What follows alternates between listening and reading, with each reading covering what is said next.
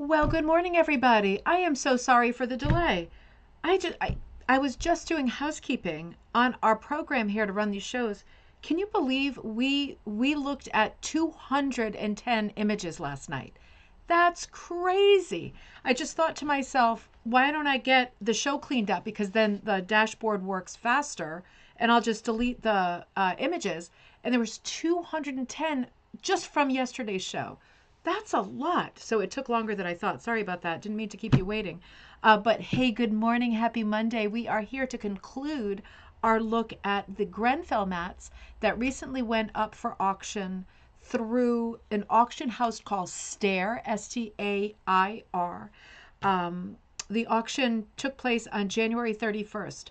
And as a general recap of last night's show, because I ran our evening show this week on a Sunday, I ran it last night. We looked at 210 images of some of the rugs that were in that auction. And if you enjoy the conversation on Canadian rug hooking history, the Grenfell mats in particular, you're definitely going to want to watch back on that show, right? So that's there on YouTube, because we looked at some images that were just extraordinary. I think some of the highlights were some of the really unexpected, and for me never seen before, very graphic deco style Grenfell images. Again, ones that I'd never seen before. So some of those were super surprising.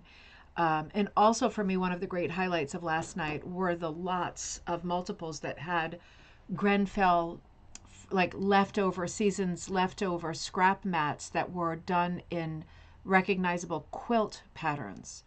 So both of those sort of categories of what we looked at were for me really interesting because they were so novel. And today we continue in the same vein, looking at some really unusual Grenfell rugs from the same Stair auction.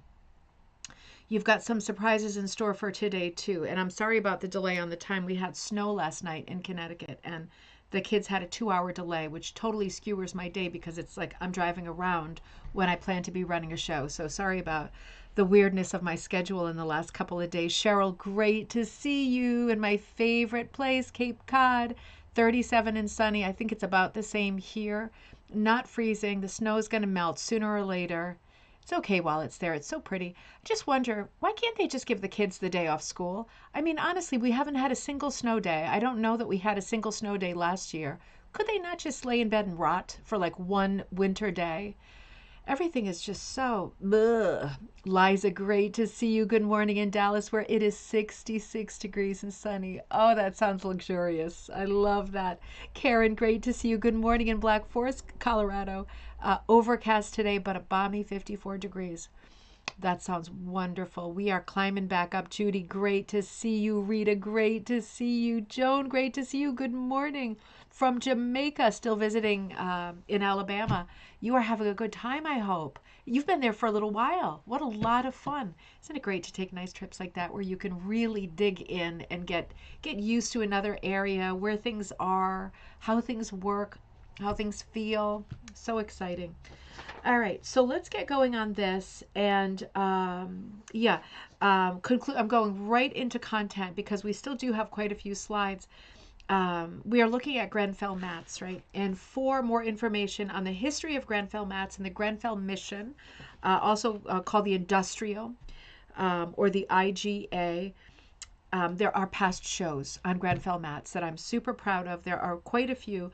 And our Friday show was two hours plus of talking about Grenfell mats, the history of Grenfell, some of the famous makers within the Grenfell brand umbrella. And these are rugs that are, for the most part, from the 1920s and 30s. Now, I had a few questions overnight about some of the Grenfell rugs that we looked at on last night's show. And questions being, are these out of copyright? The best knowledge that we have on most of the Grenfells, right? And in the show last night, for every rug that we were talking about, if there was a date named, the phrasing usually went like this: made as early as, for example, 1936. None of the phrasing for any of the designs so far has said from one of them was dated, right? And that wasn't actually the Grenfell. It was the one with the birds. It was the oval. That one was dated. None of the others are dated. And there isn't a commitment to a year in any of these. So while we're skirting around the period that is right on the borderline of being copyright free as of today is 1929, 1930, right in there. So we could be looking, we for the most part are looking at mats that are 1930s and not as early as 1930.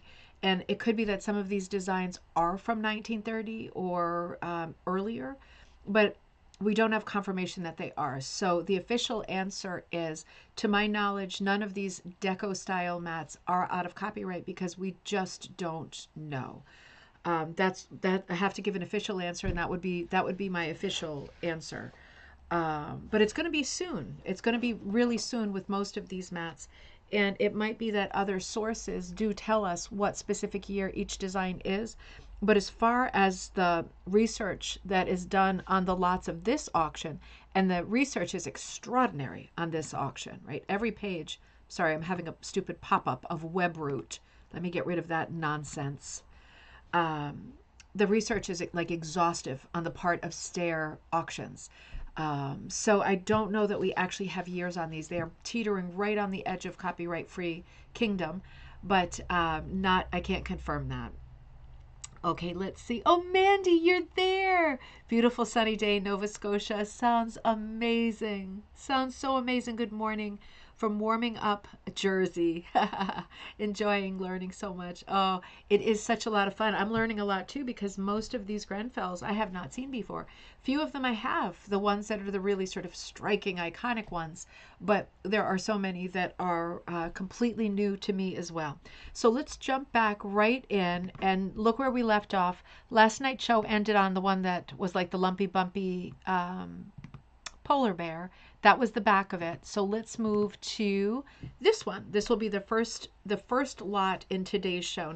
This is going to be a lot of two, meaning there are two rugs in this auction lot that went up. Again, it closed on January 21st. This was, it was, I think, 36 or 38 lots of rugs, but many of them had 2, 4, 6, 8. Who do we appreciate? Any number of rugs in there. So it wasn't a case of 38 rugs. It was a case of many, many, many rugs. I haven't done the math yet, but it was an extraordinary amount of Grenfells in one place. I would venture to say the most ever. This lot is comprised of 2 rugs with maps of the U.S. and Canada. Now, that is a very timely subject right now that we are not going to touch. Sending lots of love, by the way, to our Canadian friends and having the same worries and concerns as you are, but appreciating those concerns not being communicated on our rug hooking Facebook pages. 2 hooked rugs with maps of the U.S. and Canada. The estimate for these 2 pieces, this is the first of 2, $300 to $500. Now, this lot received 8 bids. And only sold for $700. So it sold over the top. It sold way over the top, $200 over the high estimate. I think these are 2 important mats. Now, this one we have seen before. They have, at least one of them has the label. I guess we'll see, has the Grenfell Labrador Industries label. These are both, I think, important in terms of the Grenfell brand. This to me is an iconic piece. It's a map where you're seeing the little boat, the compass rose, the whale. It has charm. It has settlement references, right? And it's got the small little house at the top, which certainly looks like the house that was in slide number 2 of our show yesterday, the St. Anthony's rug. Remember that the church is gone, but the little house was there. It looks like this little house right perched on the coast. And it might well be. So this is one of the 2 rugs, and this is the other of the 2 rugs.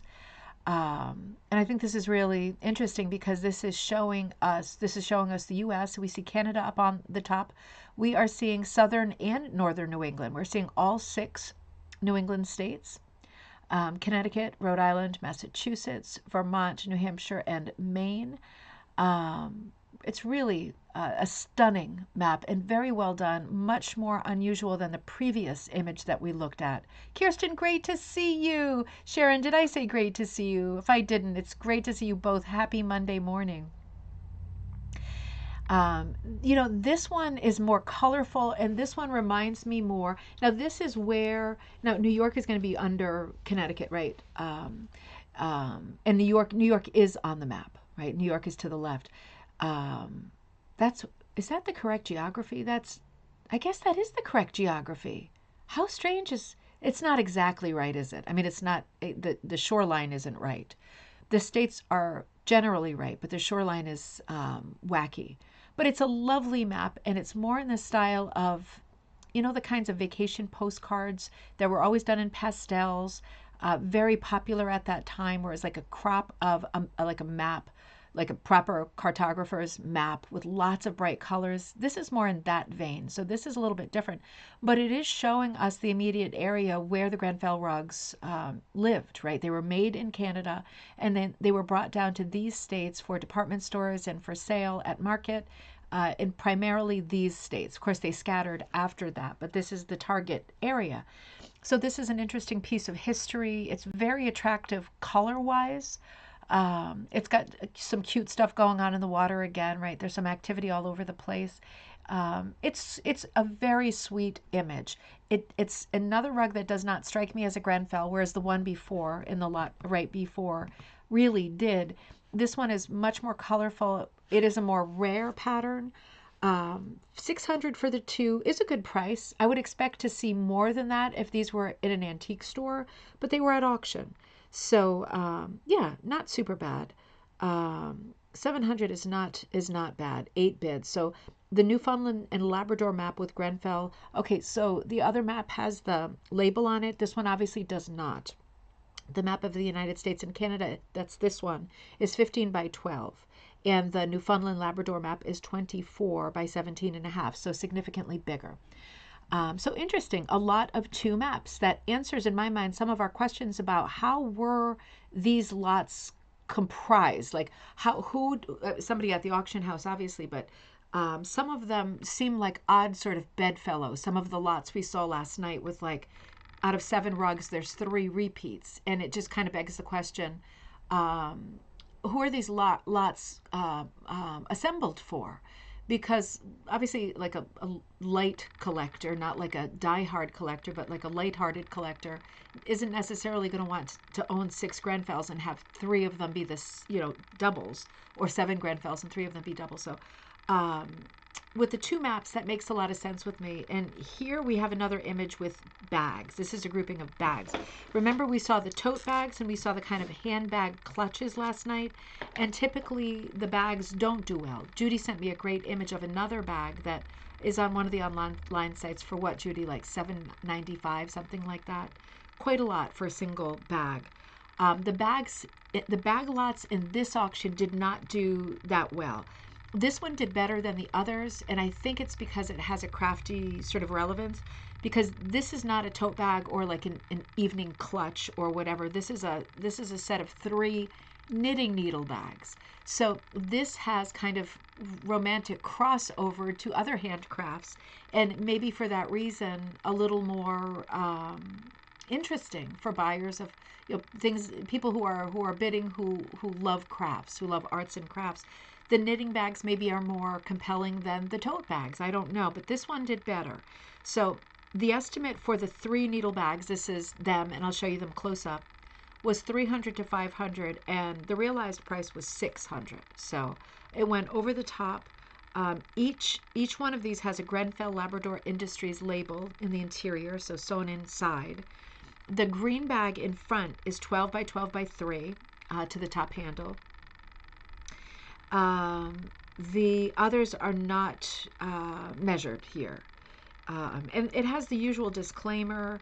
It says where these pieces were exhibited, what books they appeared in, and the disclaimer that each one has sort of minor wear and fading that are consistent with age. Those are the magic words, consistent with age. So let's look at them a little bit closer up. Now, these are hooked, right? It looks like needlepoint because it's so small, but these are hooked. Lovely piece. Definitely looks like a Grenfell piece. A little more colorful than what we see traditionally.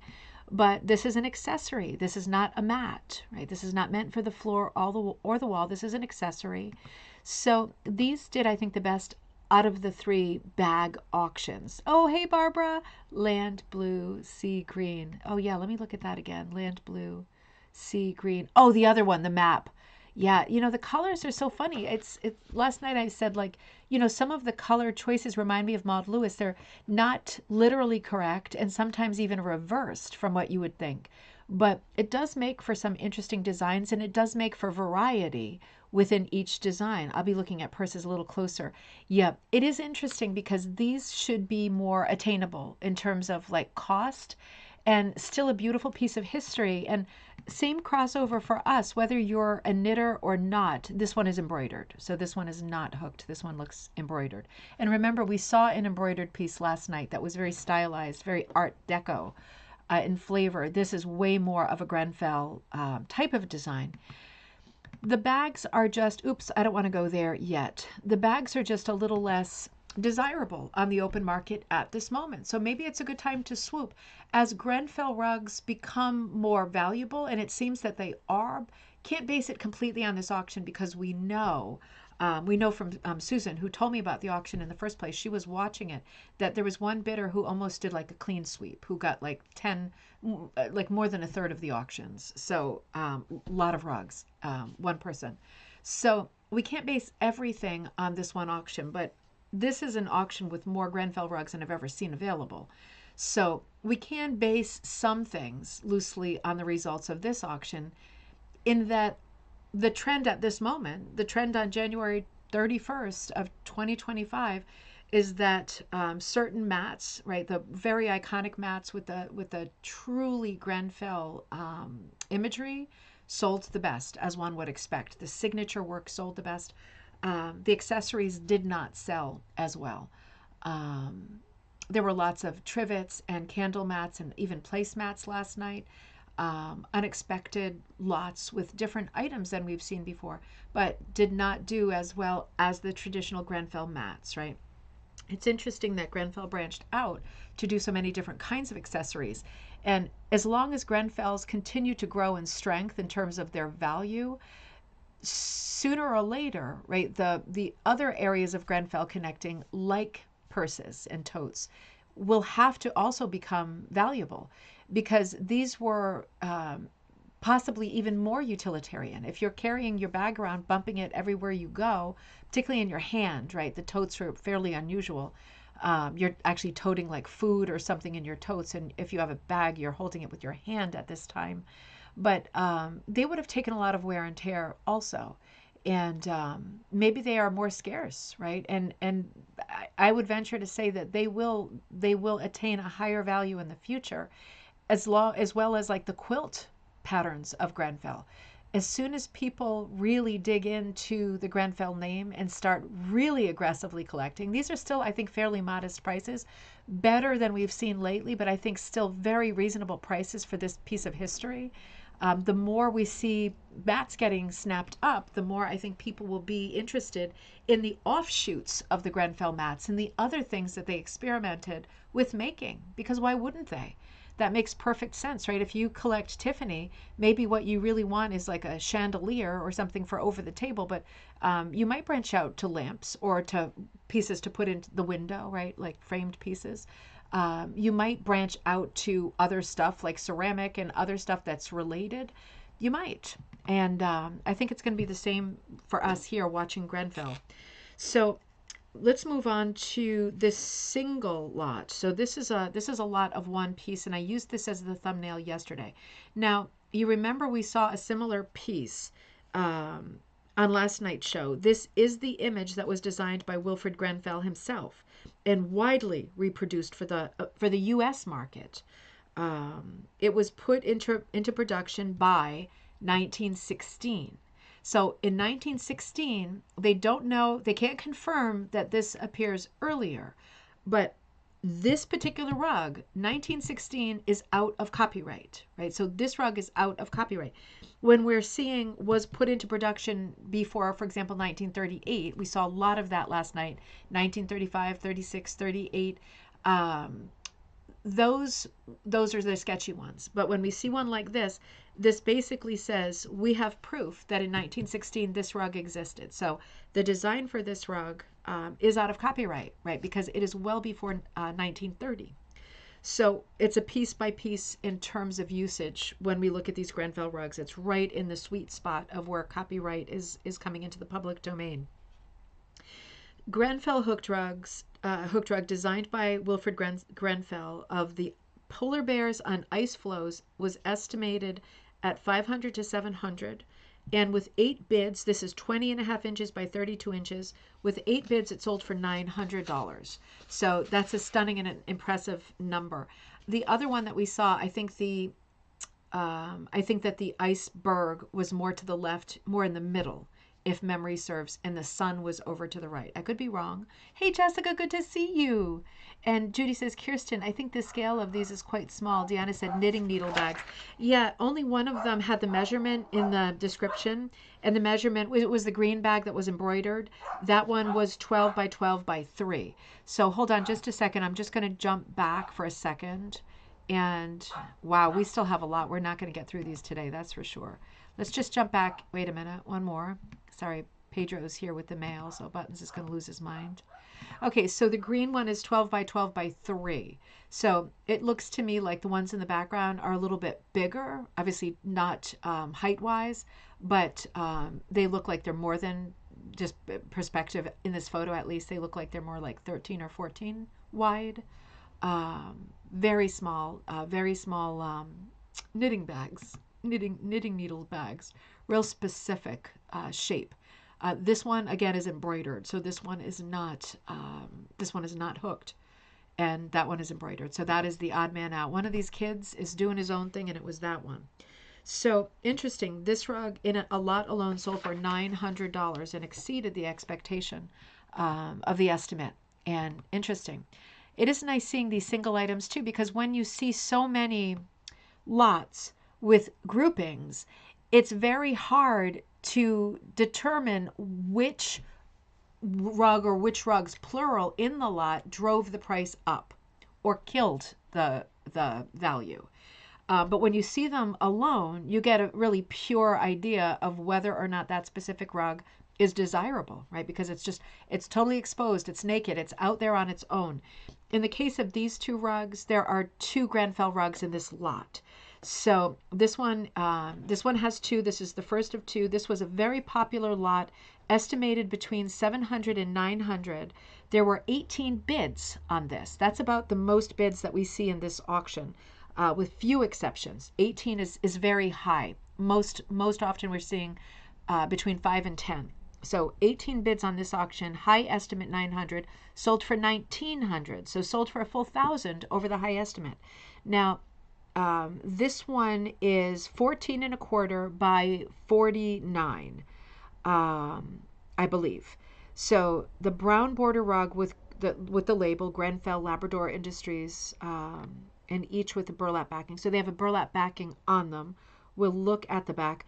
Rugs or mats of this size were often used as footstool covers. There are also references to their being used as piano stool covers. As the same designs were distributed and hooked by different women throughout Newfoundland and Labrador, comparing 2 rugs of the same design highlights the various colors and composition choices made by the individuals. Oh, Elizabeth, great to see you in Biloxi, Missouri. Great to see you. Welcome. This is such a pretty one. The sleigh looks pink, and we can assume it wasn't initially pink. It was probably red. But really beautiful piece, whether it was a piano stool or like a different kind of a bench.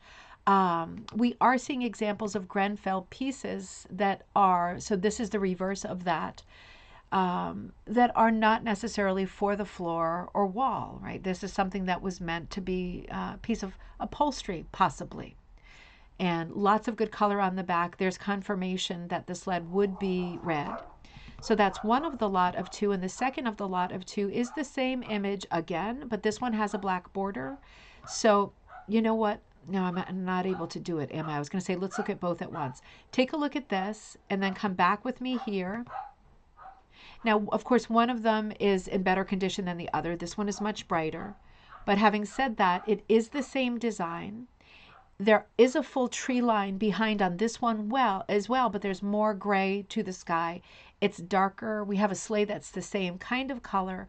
The dogs, I think, are a little bit darker. Yep, these are brown dogs. These look like black dogs, maybe a mix. So just different color choices, but as it says in the write-up here, the different color choices are what make each sort of version of the same pattern very different. Apples and oranges. I love how it's very clear on this one, the footprints in the snow from the dog. It's nice to see footprints. That's not one of the things we often see in Grenfells. We occasionally do, but not every time. It does beg the question, and it is an interesting question, how much leeway were people given in terms of hooking? I just wonder, it doesn't seem to me like people like were helicoptered, that they were being micromanaged. It seems to me some of these are very different than others. You can see that this was much lighter back in the day and much more colorful. But it does seem like people were given some kind of a training period, and I'm sure we covered this in a show 2 or 3 or 4 years ago. But it doesn't look like they're micromanaged, does it? It looks like people are really enjoying the creative part of hooking and being allowed to choose colors as they go along that suit their tastes. And yes, it does create for a lot of interest in terms of what collectors are looking for, because it becomes, this is the next piece. Becomes not just about collecting a Grenfell. It's at this point, like you see a lot of the same ones, right? The most popular images. It becomes a question of, I like the coloring, but I don't love it. Am I going to hold and wait until I see this pattern again with colors that appeal to me more? Or am I going to press the buzzer and take the showcase, right? And this must be something that serious collectors really struggle with, because if you see a pattern and you think, well, I don't have that pattern, or I specifically collect that pattern, it must be hard to make that decision. There's something about it that the colors are not really striking me, but this is a pattern that I like and I have others of, so should I get it? Yeah, it must be hard. There's so many Grenfell rugs that there are so many sort of wrinkles within the collector's terrain that you could be in the pocket with Ned Hancock, only wanting to collect his, or Wilfred Grenfell. I only want actual Grenfell designs, or I only want stylized boat designs, or I only want designs that are this exact size, or I only want designs that are the proportions of a piano bench, or I only want designs that are quilt patterns or knitting needle purses. There's so many places you can go with collecting, and there are enough rugs to be found out there, both online, in antique stores as well. I see them, at least in this part of the country, all the time, that collectors, they're rare enough that it's exciting to find them, right? But they're not so rare that you feel you have to buy all of them every time.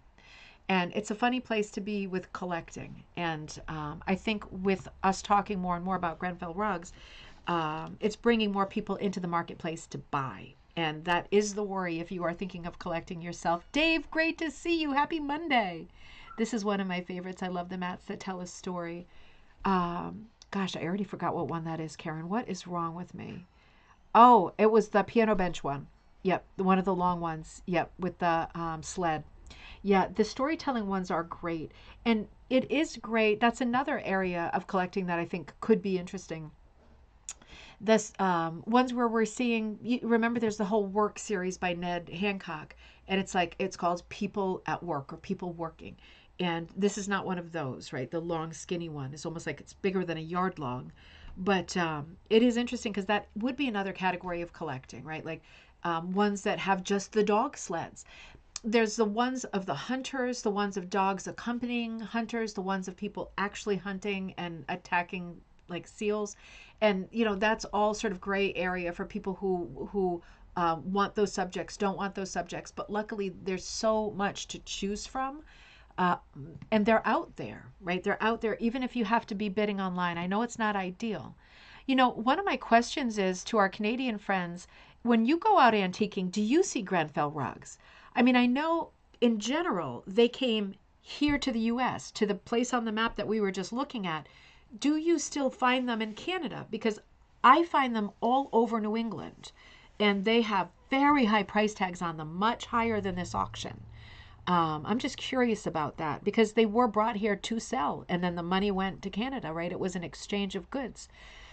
This is an interesting lot. This is 4 Grenfell hooked rugs, so they all are attributed with birds.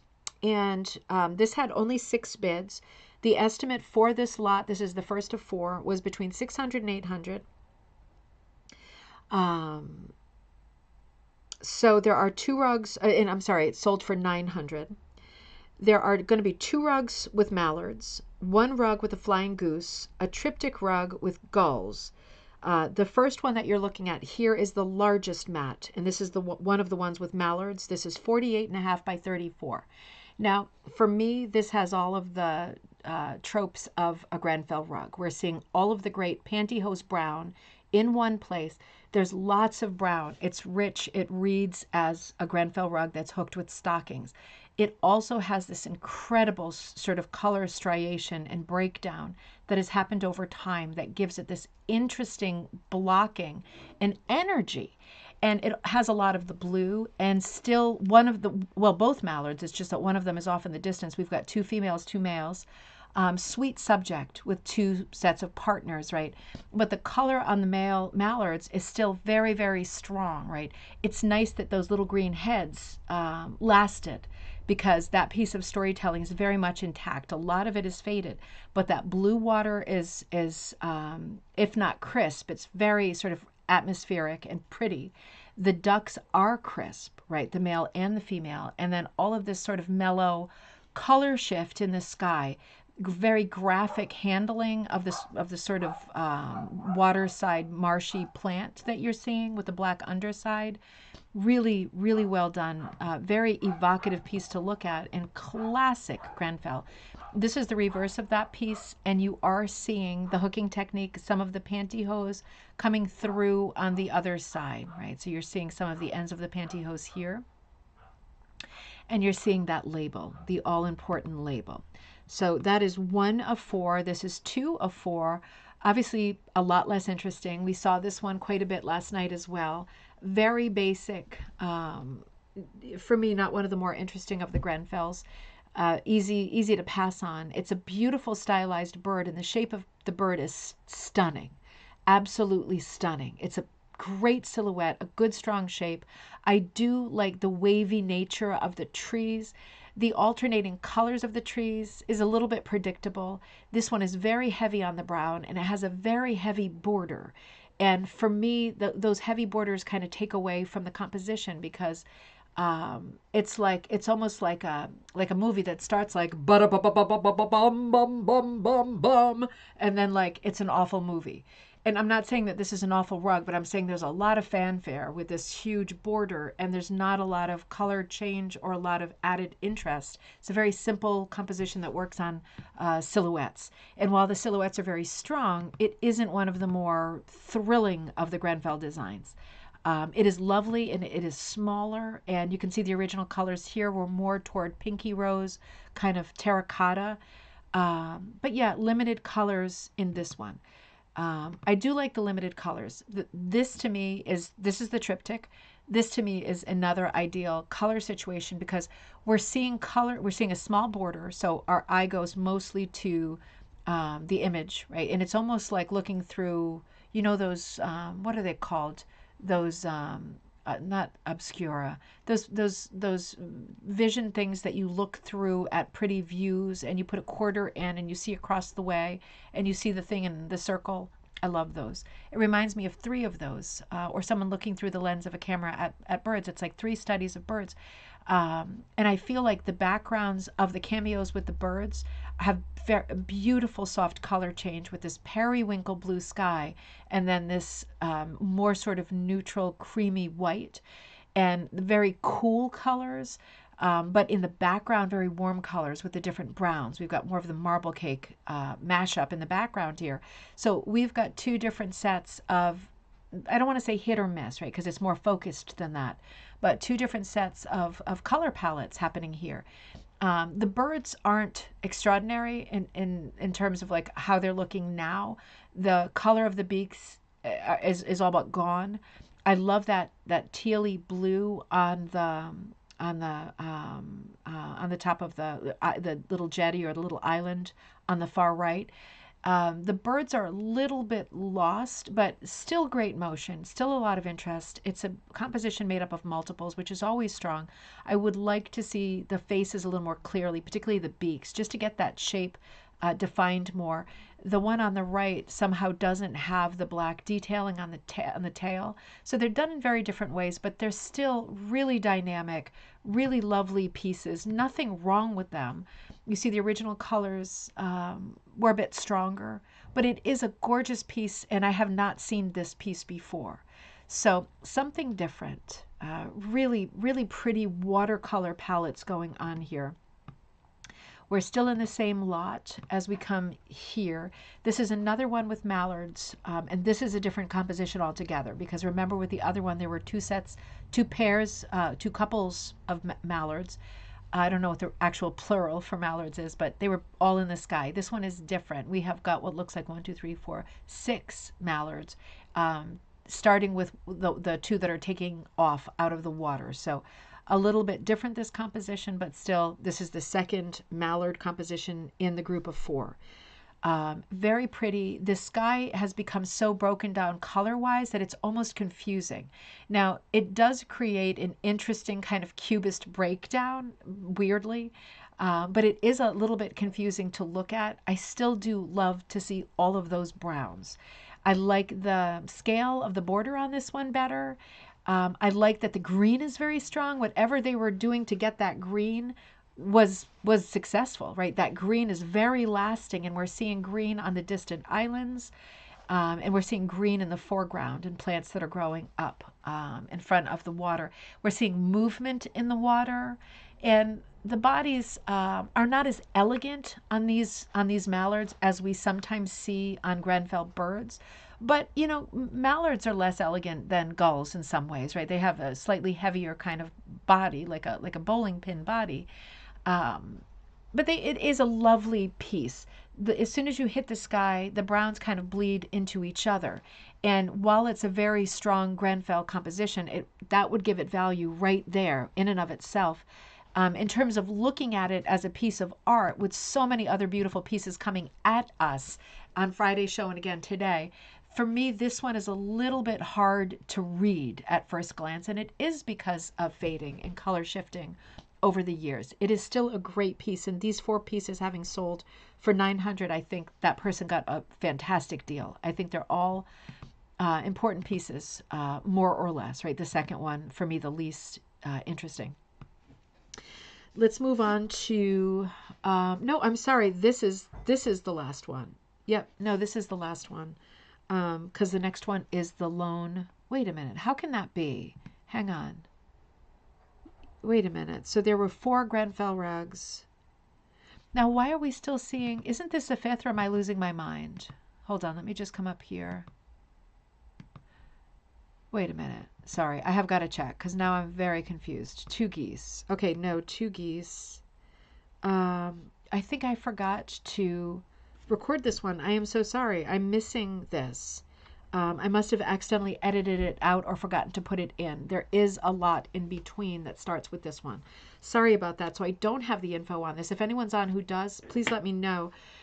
This is a lot with 2 rugs of geese. So we'll kind of breeze over this because I'm sorry I can't give you the info. I somehow deleted it or omitted it. Don't know how I managed that. Dave says, have seen the Grenfell in Ontario. Usually they're in poor condition and faded with holes. Interesting. That is interesting, isn't it? They're often in poor condition here too, I gotta say. Yeah, it is interesting because it's like anything else that was made for the tourist market. It wasn't meant to stay where it was made. They wanted to sell as many as they could, you know. They wanted the money for them. They wanted to see them gone. So it is nice to know that they're still floating around Canada, and yeah, they're not in great condition here too. The whole point was to use them, right? The beginning of the 20th century. This is the arts and crafts movement. And people are serious about having handmade things around the house that are utilitarian. And that includes rugs and handbags and knitting bags and all that stuff. So yeah, they would be used and they would be in bad condition with few exceptions. And I think we're seeing some of those exceptions here.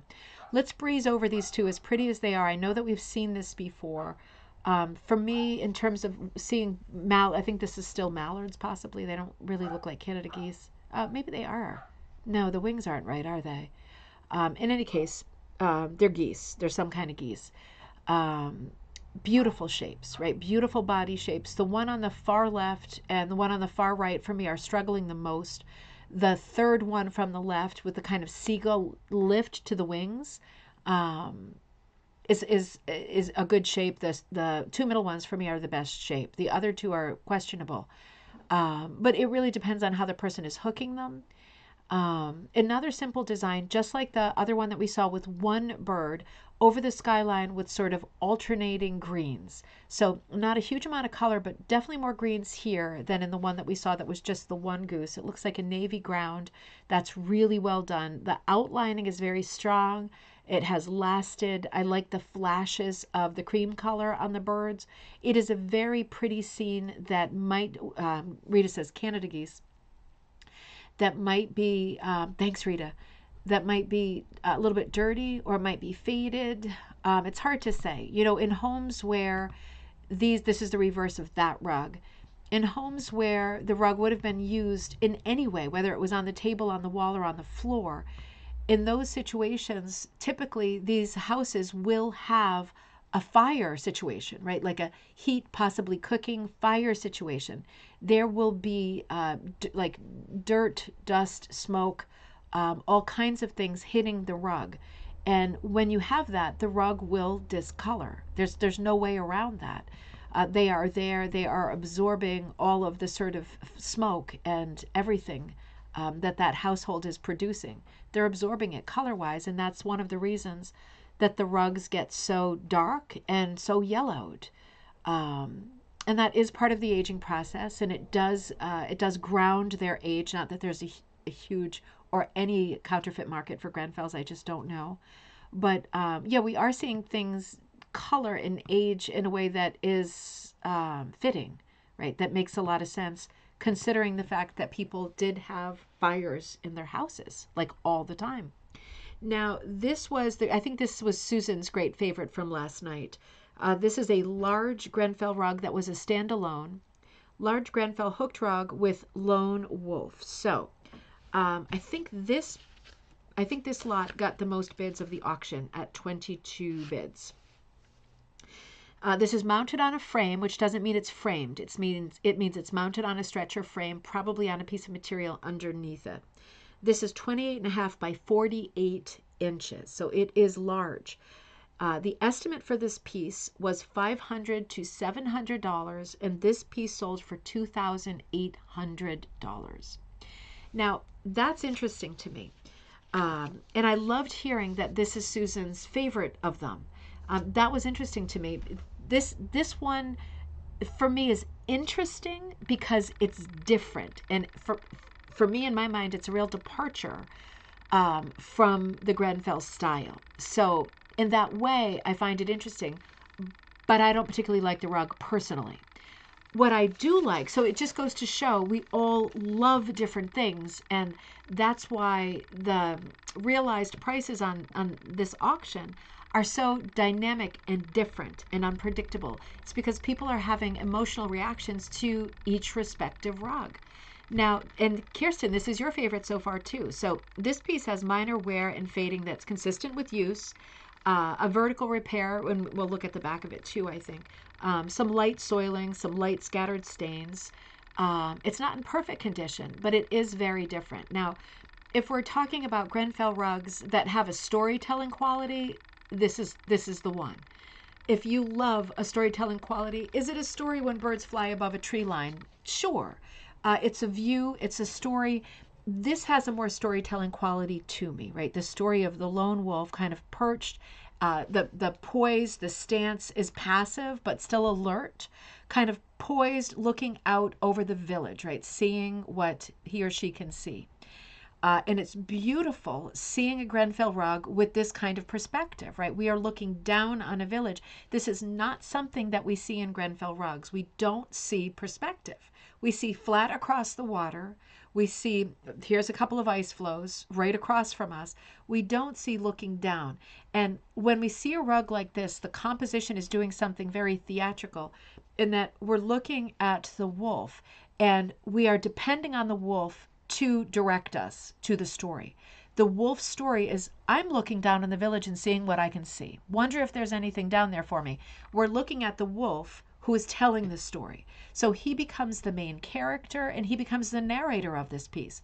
The fact that he's black and so striking color-wise against this otherwise very soft, snowy landscape is interesting and dramatic.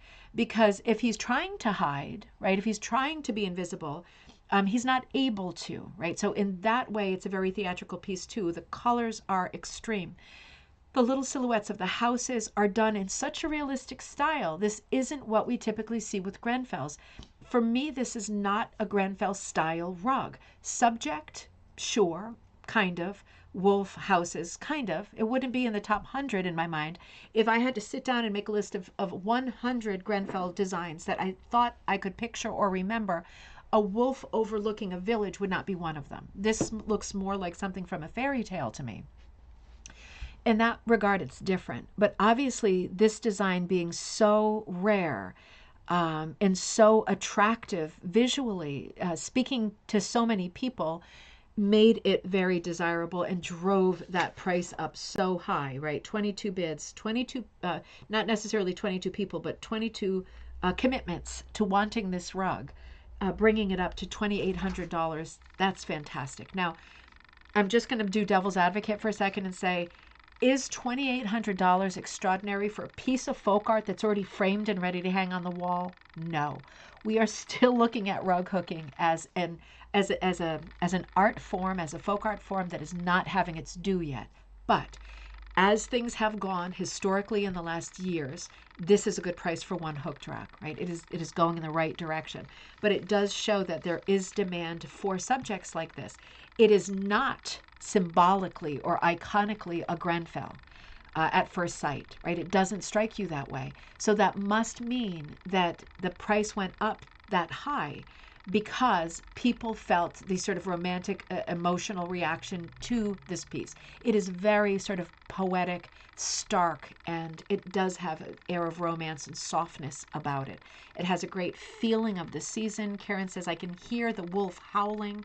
All of these things would have added. People would have been thinking these things as they sat there at the keyboard going, oh, should I put one more bid in or should I not? Am I going to hate myself forever if I don't? And that's what got the bidding up to $2,800, right? And Barbara says, I see the lone wolf appealing in a modern neutral decor.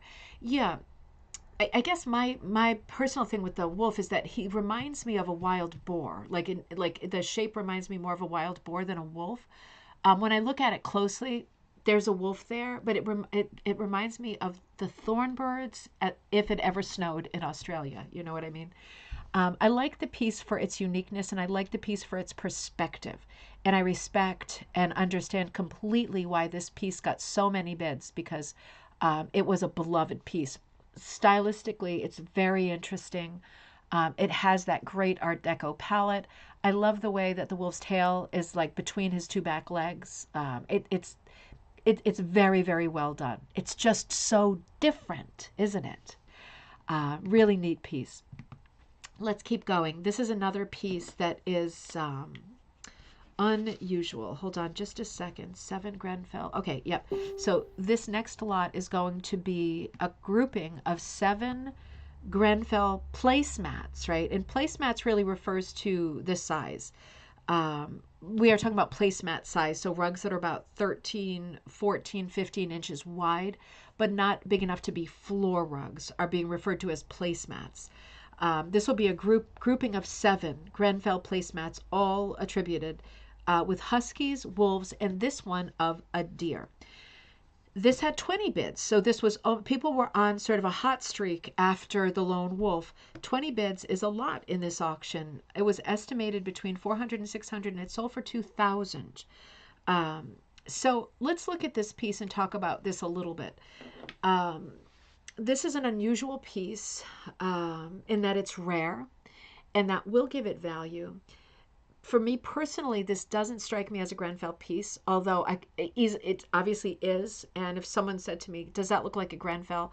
I would immediately look at it and say, no, I don't think it is. And then maybe come back to it and say, I'm looking at the browns. I'm looking at the border, the heavy border again. That's not my personal favorite, but that is one of the ways of making a small mat larger. Um, it's a nice piece. For me, this is a bit of a confusing piece because the main character is the deer, and it's a sweet little thing, outlined in white. Great Art Deco posture. Think about all of the sculpture and art that you've seen, the Vogue covers from the 1920s, 1930s, the Art Deco period. Think about the way that deer and other elegant animals, right, are portrayed. They're always stretched out, always elongated, always very graceful. And this is no exception. This deer is portrayed exactly that way. The thing for me, there's an inconsistency in this design in terms of design for me, and maybe you don't feel the same way, is that the deer is very elegant and very deco, but the background is very busy. Even the leaves, right? He's like nosing through the branches. Those are handled differently than him. It's still graphic, but with the two colors, there's just a lot of busyness. Um, the deer lacks busyness, and he really, in my mind, ought to be the main character. The real confusion comes in the background. Now, is it interesting to see that kind of color change in the background? It's almost like hit or miss hooking. We know it's not, but we are seeing something that has an ombre color to it and on a fairly regular kind of striping. We are seeing that repeat in the background. I'm guessing still stockings, but it does create its own pattern, and it is very busy. The fact of there being so many leaves, the leaves are strong enough to fight against that busy background, and you perfectly see the leaves. My feeling personally about this piece is that I would like the deer to take more of a center stage. He's so beautifully shaped, right? He's so elegant and darling. I would like to see more of him, and I would like to see him stronger in this piece. But all the same, it is a Grenfell piece. It is an unusual piece. It's a rare piece. There's a lot going on here. It has a very naturalistic feel to it. It's a very different piece. I actually prefer this one, although it's not in great condition. Um, I think this is a super charming piece. I love the posture of the husky. I really love. He's almost prancing like a horse. There is loss here. This is a much smaller piece. I love the darkness of the dog. I love the shape of the face. I love the curl of the tail and the dainty feet against this background of browns. A little bit of green in the two trees that we're seeing. Little bit forced, the moon being perfectly centered over the dog, who's also perfectly centered. But somehow, for a small piece, it's all coming together in a way that has this warm, mellow charm, right?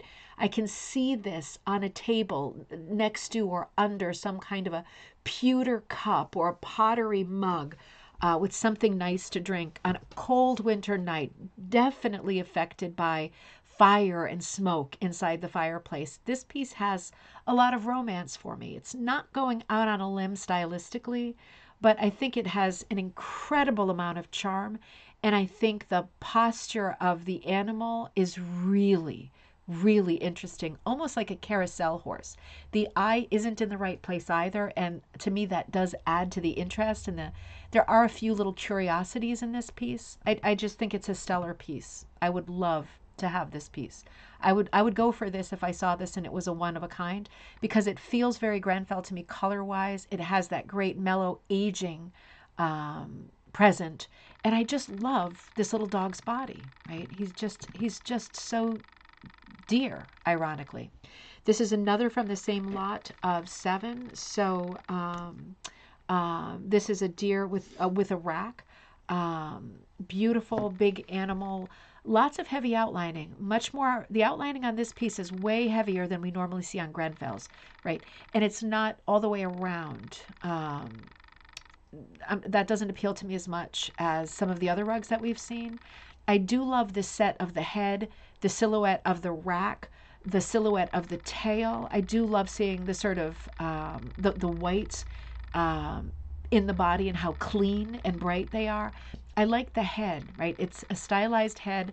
The underside of the nose is shadowed. The eye is alert. The ear has a little contour. The mouth is set in a just sort of not an expression of anger or fear or hunting sort of attitude, just very mellow deer taking a walk, or buck. I guess you say buck in these. Do you say buck in these situations? One of the other things that I'm not super fond of, besides the heavy outlining, is the huge contrast in color between the two legs in shadow and the actual brown. And I know what's happening is they're matching the rack and the outlining to that back color, and it does work. It's just so dark in contrast. There's three very different colors here: the white, the medium brown, and the super dark brown. And there isn't a lot in the middle. It's not a very subtle shading job. I do love the colors in the background. These are very Grenfell colors for me. That sea green on the ground and that the many blues in the sky. And I'm sure there's a lot of fading here. Let's see if we can see the back of it. Yeah, it's actually true to the colors. There isn't a lot of fading. I mean, there is a lot of fading within the pantyhose, but we're not getting a lot of sunlight fading on the front. It is a beautiful mat. It's, to me, not as successful as the Husky, but again, subject matter it could strike you totally differently. This is the same mat, and for me, I like this one even less. The colors are stronger here. The outlining is a little bit finer. I still see a problem with those two dark legs in the back. They feel to me like some kind of an easel. You know what I mean? Like um, they're two wrong legs. They should be alternating dark and light. And we've got the two light legs in the center. This would never happen, right? It's just not the way an animal walks. I like the face. I like the introduction of the white on the face, and the nose is more of like a reindeer nose, like a cartoony nose. I don't like the kind of nipple-shaped tail. I find that really distracting. The brown outline is good on this. The green colors are good. There's not as much color change as this one in the last one. They are adorable mats without a doubt. I love this one as well. I love this one. This to me looks like two statues or bookends or whatever that are just side by side. Really simple, well done stylization that becomes this kind of arabesque of motion because of the dog's tails. I love the repetition of that curling tail. I love the device of having the white husky in the background kind of in motion and the other one looking like such a good boy sitting there. Very high color contrast, but stylistically a masterpiece, looking more like a sculpture than a picture of a dog. Both of them. Very sharp noses here. I would have liked to have seen a more dull nose ideally, but I love the one dog, the white providing high contrast in the background, almost looking like a cloud of light. I love the posture of both of them. They both look friendly, companionable, and playful. I love the light kind of weird brown that's on that small border. It's almost got like a yellow hue to it. It must be a brown that's broken down, but it's broken down into a really unusual kind of grayish version of a brown that's very nondescript and interesting neutral. And all of those blues in the background are fantastic. The color change on the brown dog I think is fantastic. It is super Art Deco in its approach. The white dog has kind of a shark's mouth for me, you know what I mean? Just the way that it's going up shows his head kind of angled, but has a bit of a shark's mouth. But I do love that little paw coming up in a playful way. I think it's a lot of fun. Judy says, I was just thinking both of those back legs can't be in shadow. Yeah, that's just a mistake. And I guess, and we're talking about the one right before this. It's interesting with these rugs to look at something like incorrect, like the rug before this. Let me just come back here for a minute. It is incorrect, but I bet that one of the people in charge, whether they were helicoptering or not, I bet one of the people in charge came over immediately after seeing this and said, "This is a great piece. It's lovely. I love the colors. Hey, Janice." but make sure that you put the correct legs in shadow. And so maybe this mat is interesting because it has a mistake in it. Otherwise, it's an extraordinary condition. But for me, this is like, if we're talking about good, better, best, the dark husky at the beginning and this one to me are absolutely the best. We're not done looking at this lot, though. The lot continues. This is another one. Remember, this whole lot of 6 rugs sold for $600, so that's not a stellar price, right, for 6 mats. But there is a lot of inconsistency in this particular lot. And you can see on this rug that they are using it as a placemat, I would assume, because there is something circular. It could have been a vase of flowers or something on the floor. It could have been like an ashtray, you know, the freestanding ones that had like the round bottoms. It could be something that rested on the floor, but it could also be a drink or a cup or something. And it has made at least 2 permanent marks. I think it's interesting, this piece, we are seeing repeated the elongated wolf. In this case, it's a white wolf. There might be some fade. Totally perspective-wise, out of whack with the trees in the village. I know they're in the distance, but this is a folk art perspective because they can't be that much in the distance. I love all of the layers of blue and the color change that's happening in blue. I love that the wolf is sort of baying, and the motion, the silhouette of the mouth is perfectly correct. The little pinched ear, the lazy attitude of the tail, very relaxed, right, as he makes his howls. Very sweet and very interactive piece. The moon right above, right, with clouds kind of cutting into the moon, it suggests like a busy, kind of wispy, windy sky with puffs of clouds on the move, covering this kind of thumbnail moon of a cloud.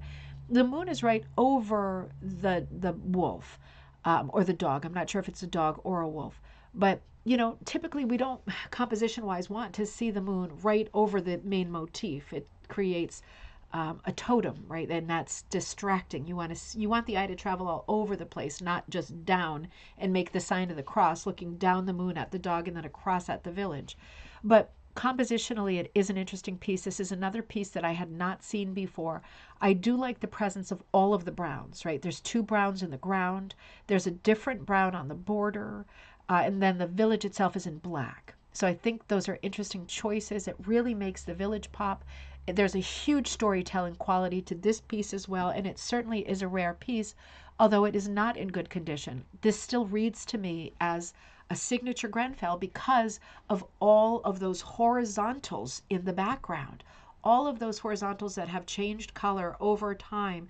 Blue is one of the colors we're seeing in brown in Grenfells. It is absent of other colors, but there are a lot of blues, so it still reads as a colorful rug.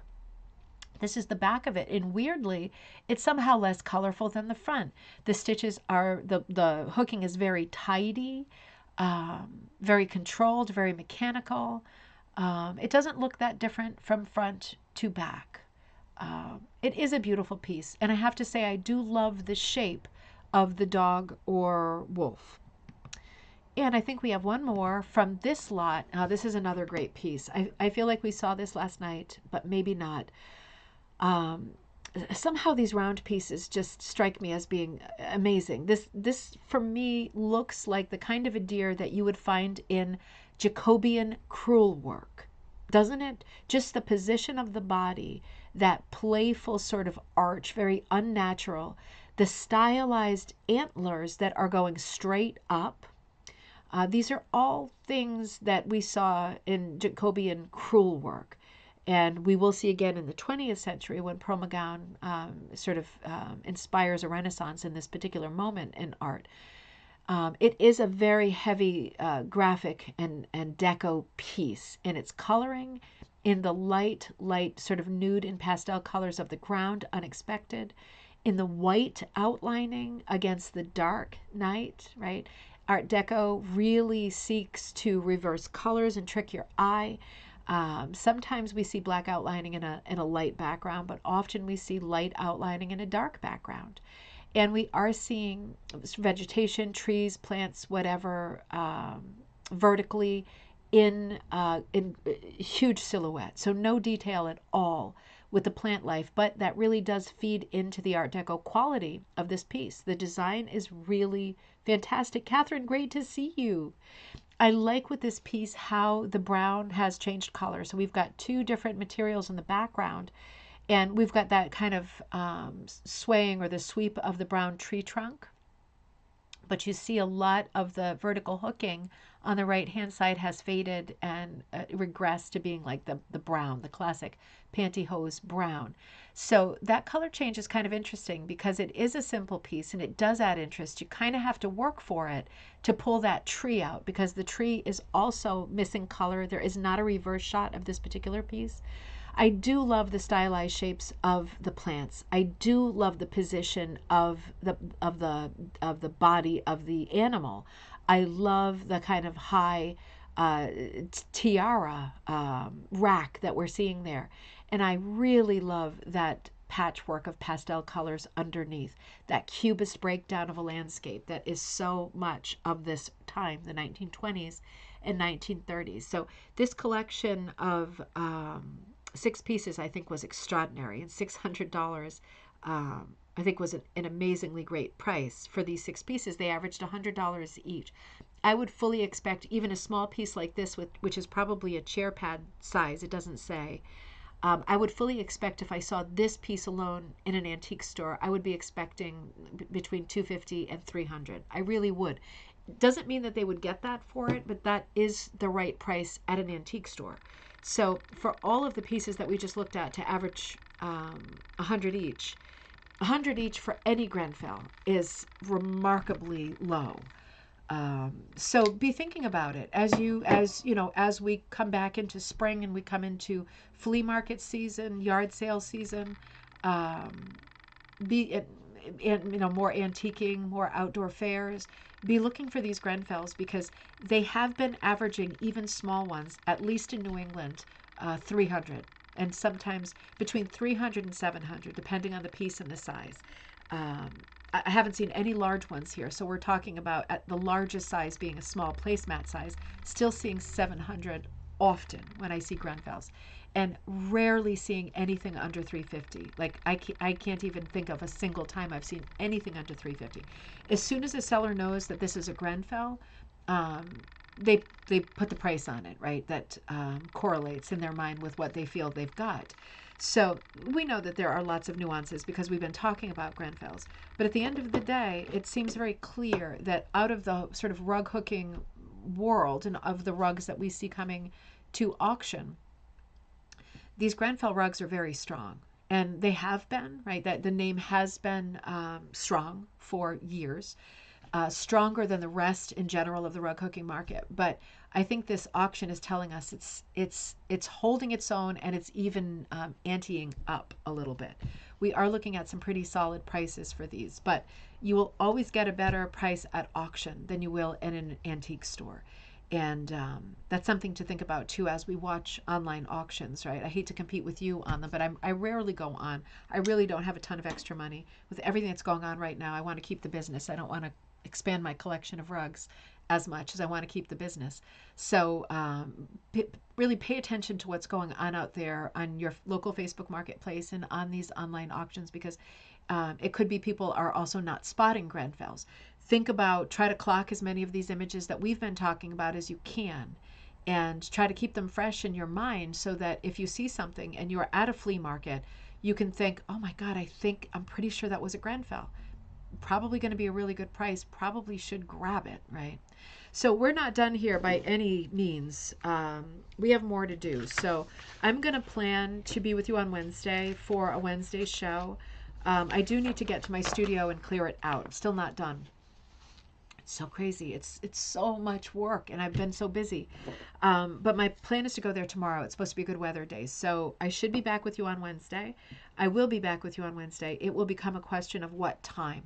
In my mind, I plan to be with you at 11 a.m. on Wednesday. If something happens with moving stuff in the studio and I need to shift to evening, I will let you know in plenty of time. But until then, have a great afternoon, everybody. Have a great day tomorrow.